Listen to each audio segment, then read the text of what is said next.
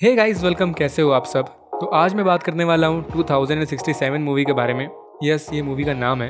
ये अभी 2 अक्टूबर 2020 को रिलीज हुई है और ये एक साईफाई जॉनर की कैटेगरी में आती है। और पहले रिव्यू की बात करें तो साईफाई फैंस के लिए हाईली रिकमेंडेड है ये मूवी। मुझे पर्सनली काफी पसंद आई, बट इसके रिव्यू काफी मिले जुले आ रहे हैं। कोई इसको 1 स्टार दे रहा है तो कोई 10 आउट ऑफ 10। ये सबके टेस्ट की बात होती है। सो मूवी पे आते हैं तो इसके टाइटल से ही पता चल रहा होगा मूवी फ्यूचरिस्टिक है।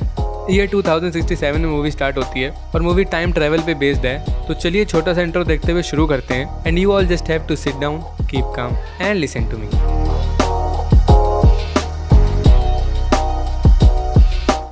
सो मूवी में सबसे पहले दिखाया जाता है कि ईयर 2055 चल रहा होता है और दुनिया की लगी पड़ी है और एक एक करके सारी कंट्रीज खत्म हो जाती हैं। सिर्फ त्रिवेदी बचता है, मतलब ऑस्ट्रेलिया बचता है। और ह्यूमन काइंड के लिए सबसे बड़ी प्रॉब्लम ऑक्सीजन होती है। दुनिया की हालत इतनी खराब हो चुकी होती है कि ऑक्सीजन पूरी तरह से खत्म हो चुकी होती है, एकदम गायब। इसलिए सब मर रहे होते हैं और सरवाइव करने के लिए सबको एक कंपनी जिसका नेम होता है क्रोनिकॉर्प, इसके द्वारा बनाई गई आर्टिफिशियल ऑक्सीजन का यूज करना पड़ रहा होता है। और ऑब्वियसली गरीब लोग ये ऑक्सीजन अफोर्ड नहीं कर पा रहे होते हैं, इसीलिए ऑक्सीजन के लिए क्राइम रेट काफी बढ़ गया होता है। और फिर क्रोनिकॉर्प कंपनी को रियलाइज होता है कि वो इतनी आर्टिफिशियल ऑक्सीजन नहीं बना पाएंगे कि हर एक इंसान को बचाया जा सके। इसलिए डॉक्टर रिचर्ड वाइट और अदर साइंटिस्ट को हायर करते हैं जो कि एक मशीन बनाते हैं और ट्राई करते हैं कि फ्यूचर में किसी से कांटेक्ट कर पाए अगर कोई जिंदा बचा हो और वो हमें बता पाए कि उन्होंने इस ऑक्सीजन पेंडेमिक को कैसे सरवाइव किया। और ये लोग सक्सेसफुल भी हो जाते हैं। ये 2474 से इनको रेडियो वेव्स के थ्रू एक मैसेज आता है, बट मैसेज में लिखा होता है सेंड ईथन वाइट। सब कंफ्यूज हो जाते हैं कि आखिर ये ईथन वाइट कौन है और 400 साल बाद वाले बंदे को, फ्यूचर वाले बंदे को इस इंसान से क्या चाहिए।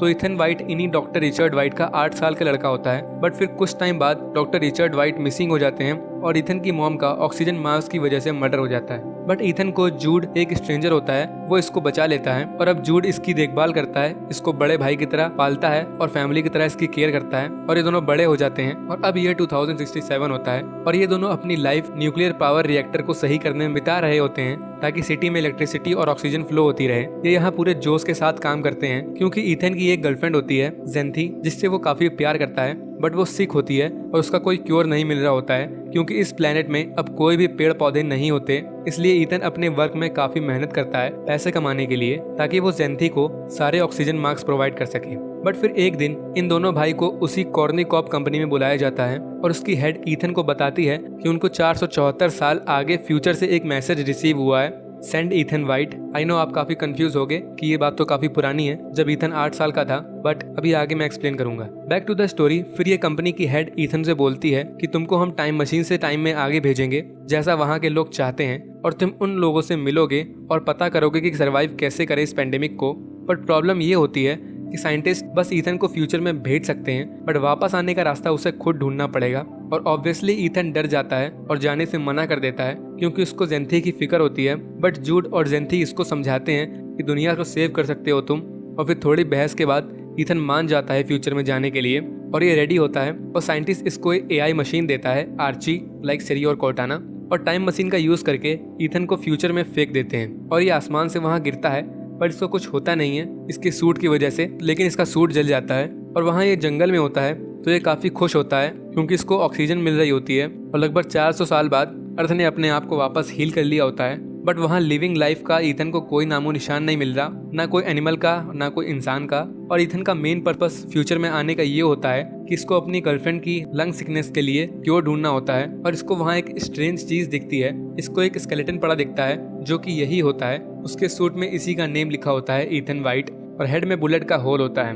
पहले तो इसे बिलीव नहीं होता, बट ईथन के हैंड में एक रिस्ट बैंड होता है, लाइक ओमनीट्रिक्स, जो कि इसके डैड ने इसे इस बर्थडे में गिफ्ट की थी। इसके हाथ में चिपका दी थी एक्चुअली, और ये रिस्ट बैंड कभी नहीं निकलता, ये इसके हैंड में बोन से जाके चिपक गया था। और ईथन को उस स्केलेटन के हाथ में भी सेम रिस्ट बैंड दिखता है, जिससे कंफर्म हो जाता है कि स्केलेटन इसी का है। बट इस मरे हुए ईथन के रिस्ट बैंड में ग्रीन लाइट जल रही होती है और जिंदा ईथन के बैंड में रेड लाइट। और जैसा इस जिंदा ईथन के पास एक आर्ची होता था, सेम इसके स्केलेटन के पास भी एक बहुत ओल्ड आर्ची होता है, बट वो वर्क कर रहा होता है। और ईथन उसमें लास्ट ऑडियो रिकॉर्डिंग सुनता है तो एक आदमी ईथन को मार रहा होता है और गन की आवाज आती है। और जैसे आपको इस टाइम कुछ समझ नहीं आ रहा है, सेम ईथन को भी कुछ समझ में नहीं आ रहा था, like what the hell is going on.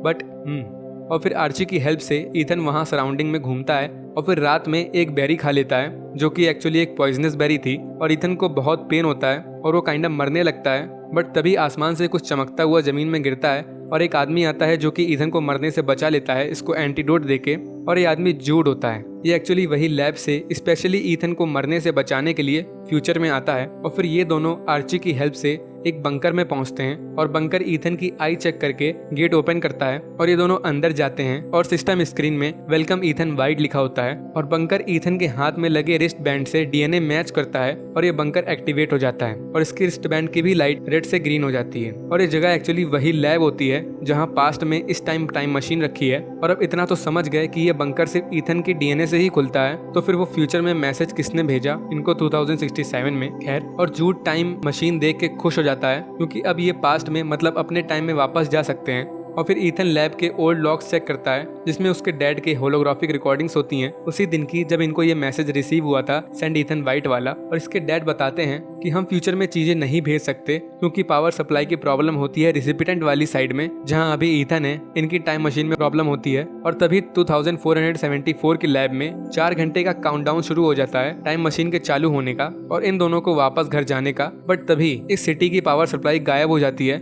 और इनके पास 4 घंटे होते हैं इसको सही करने के लिए, वरना ये दोनों वापस नहीं जा पाएंगे अपने टाइम में। इसलिए इनको सिटी के न्यूक्लियर रिएक्टर को जाके सही करना होगा ताकि पावर वापस आ सके। और ये दोनों निकलते हैं और सिटी को जाके फर्स्ट टाइम देखते हैं तो ह्यूमन काइंड पूरी तरह से खत्म हो चुकी होती है, एक इंसान का नामो निशान नहीं होता है। और ईथन पहले जेंथी के क्लासरूम जाता है जहाँ इसकी वाइफ का स्केलेटन और उसके स्टूडेंट्स के स्केलेटन पड़े होते हैं, तो ईथन पूरी तरह से टूट जाता है। और एक्चुअली यहाँ से मोस्ट कंफ्यूजिंग चीज स्टार्ट होती है जब ईथन अपने सो कॉल्ड भाई से ही बहस करने लगता है, उस पे ही शक करने लगता है कि तुम यहाँ क्यों आए, कॉर्निकॉर्प कंपनी ने मेरी जान बचाने के लिए कोई मेडिक या कोई सोल्जर क्यों नहीं भेजा, उन्होंने तुमको क्यों भेजा। और फिर ईथन फिर से उस आर्ची की रिकॉर्डिंग सुनता है तो इसको रियलाइज होता है अदर पर्सन जो ईथन को गोली से मार देता है वो एक्चुअली जूड की ही वॉइस होती है और जूड को कोई आइडिया नहीं होता है कि यहाँ क्या चल रहा है। और जूड गन निकाल के ईथन के ऊपर तान देता है। अब ये गन कहाँ से आई, really what the hell is going on. But Jude Ethan से बोलता है कि वो गन तुमको मारने के लिए नहीं बल्कि तुम्हारी प्रोटेक्शन के लिए यहाँ लाया है। और वो बोलता है कि हम दोनों ब्रदर्स हैं जब से तुम्हारे पेरेंट्स मर गए। तो ईथन कन्विंस हो जाता है और फिर ये दोनों वापस अपने टारगेट पे फोकस करते हैं और पावर सेंटर की तरफ जाते हैं और थोड़ी प्रॉब्लम्स के बाद पावर सप्लाई सही कर देते हैं। और वापस आने के बाद इन दोनों भाई में फिर बहस होने लगती है क्योंकि ईथन को एक ही चीज खटक रही होती है कि उसकी बॉडी, डेड बॉडी अभी तक यहाँ क्यों है। ईथन को ऐसा लग रहा होता है कि ये फेट है और इसका मरना तय है जूड के हाथों। बट जूड का स्टिल यही कहना होता है कि तुम पॉइजन से मर ही गए थे बट मैंने तुम्हें आके बचाया, तो फेट को धोखा दे चुके हैं हम। लेकिन ईथन का कहना होता है कि अगर फेट को धोखा दे चुके हैं हम तो उसकी डेड बॉडी को यहाँ से गायब हो जाना चाहिए। मतलब हम सब जो कर रहे हैं वो ये मरा हुआ ईथन कर चुका है और एट लास्ट में मैं भी मर जाऊंगा और ह्यूमन काइंड भी खत्म हो जाएगी क्योंकि इन दोनों को यहाँ कोई इंसान नहीं दिखा था और उस इंसान का भी पता नहीं चला था इनको जिसने सेंड ईथन वाइट का मैसेज पास्ट में भेजा था। और फिर ईथन और ओल्ड लॉग्स चेक करता है जिसमें इसको पूरी सच्चाई दिखती है कि डॉक्टर वाइट समझ जाते हैं कि कॉर्निकॉर्प की हेड के इरादे दुनिया बचाने के नहीं है, इसको सिर्फ अपनी और अपने कुछ लोगों की फिक्र है और इसलिए वो फ्यूचर में जाके न्यू लाइफ शुरू करना चाहती है। और डॉक्टर वाइट उसके प्लान में साथ देने से मना कर देते हैं और ये हेड डॉक्टर वाइट को मार देती है और ईथन की मॉम को भी मरवा देती है। और जूड एक्चुअली में कॉर्निकॉर्प के लिए ही काम करता था और इसको ईथन का गार्डियन बना दिया गया था ईथन के पेरेंट्स के डेथ के बाद और केयर करने के लिए बोला गया था क्योंकि ये कॉर्निकॉर्प की हेड जानती थी ईथन ही इन सब की है, उसी के डीएनए से लैब ओपन होगी। और ये देख इन दोनों भाई की काफी लड़ाई होती है और ईथन अपना प्लान बदल देता है यहाँ से वापस पास्ट में जाने का। और फ्लैशबैक में पास्ट के 2067 का सीन दिखाते हैं कि कॉर्निकॉर्प की हेड रेडी होती है ईथन के वापस आने के लिए और उसने कुछ लोग जमा कर लिए होते हैं जिनको ये फ्यूचर में ले जाने के लिए तैयार कर रही होती है और अपना तो खुद जाती है। और इसका प्लान था जब ईथन यहाँ आएगा तो उसको गोली मार देंगे और हम फ्यूचर में चले जाएंगे। बट इस टाइम ईथन काइंडा समझ गया था कि अगर ये वापस गया तो वो लोग मुझे मार देंगे। बट जूड का कहना होता है वापस चलो और अब जूड ईथन पे गन तान देता है, को मारना ही वाला होता है क्योंकि वो प्लान के हिसाब से नहीं चल रहा होता। बट ईथन जूड के लिए सच में छोटे भाई जैसा होता है और ईथन बोलता है कि हम दुनिया बदल सकते हैं, इसलिए जूड अपने आप को रोकने के लिए अपना ही भेजा उड़ा देता है ताकि वो ईथन को कुछ ना कर सके। और ईथन जाके स्क्रीन पे वही मैसेज टाइप करता है, सेंड ईथन वाइट। जी हाँ, जिस आदमी को ये ढूंढ रहा था, जिसने ये मैसेज भेजा होता है, वो एक्चुअली यही होता है। इसी ने पास्ट में वो मैसेज भेजा था।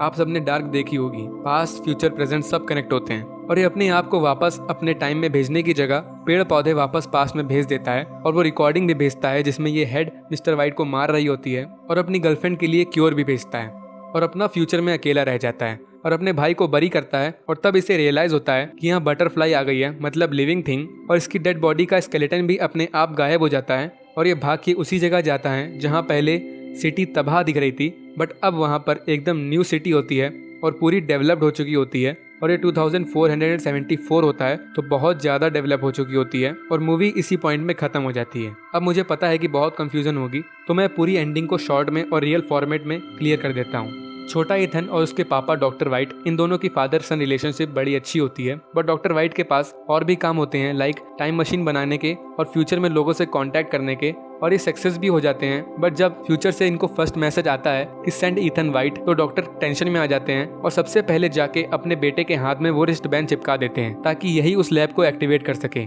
और फिर इसकी फैमिली को मार देते हैं कॉर्निकॉप कंपनी वाले, क्योंकि मिस्टर वाइट उनके साथ काम करने से मना कर देते हैं। और इथन अब इस कंपनी के लिए सबसे ज्यादा इंपॉर्टेंट होता है, इसलिए जूड को ये लोग इथन की परवरिश के लिए असाइन करते हैं और वो इसको सेफ रखता है। और फिर जब वो बड़ा हो जाता है तो उसे टाइम मशीन से फिर फ्यूचर में 474 साल बाद भेजा जाता है ताकि वो इनकी हेल्प कर दे। बट एट लास्ट इथन को समझ आ जाता है कि कॉर्निकॉप के रियल इरादे कुछ और हैं और इथन को प्लान के हिसाब से वापस आना होता है पास्ट में, बट ये नहीं जाता और जूड अपने आप को इथन को मारने से रोकने के लिए खुद की जान ले लेता है। और अब बात आती है कि इथन का स्केलेटन वहाँ क्यों था और वो कहाँ गायब हो गया। तो मेरी थ्योरी के हिसाब से कि उस कॉर्निकॉप की हेड ने बोला था कि जब इथन टाइम मशीन से इस टाइम में वापस आए तो उसको शूट कर देना और यहीं छोड़ देना और हम सब फ्यूचर में न्यू लाइफ स्टार्ट करने चले जाएंगे। तो एक अल्टरनेट रियलिटी के बारे में सोचो कि अगर इथन प्लान के हिसाब से पास्ट में यानी 2067 में वापस आ जाता तो ये लोग सबसे पहले उसको शूट कर देते और यहाँ छोड़ देते। तो ऐसा ही हुआ था, एक फ्यूचर वाला इथन पास्ट में चला गया था और उसको शूट करने के बाद इन लोगों ने यहीं छोड़ दिया था, इसलिए उसका स्केलेटन यहीं पड़ा था 400 साल बाद भी, क्योंकि मूवी में कहीं भी ये कंफर्म नहीं किया गया है कि जूड ने ही इथन को मारा था। यहाँ तक उसने आर्ची में अपनी और जूड की फाइट की वीडियो रिकॉर्डिंग भी देखी थी, बट गन शॉट वाला सीन वो नहीं देख पाया था, उसको हाइड कर दिया गया था, सिर्फ गन शॉट की साउंड नहीं थी। तो मुझे तो बस यही एक्सप्लेनेशन समझ आया।